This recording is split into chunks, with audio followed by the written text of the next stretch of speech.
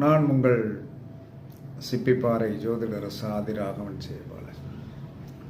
ஒரு வீட்டில் யாருக்காவது தீராத நோய் இருக்குது, ரொம்ப நாள் கஷ்டப்படுறாங்க, அதை நிவர்த்தி பண்ணணும்னு நினச்சிங்கன்னா ஒரு வெள்ளை பூசணிக்காய் வாங்கிக்கிடும்.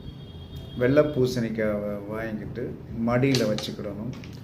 மடியில் வச்சு வந்தேன்னு சொன்னோன்னா கந்த சஷ்டி கவசத்தை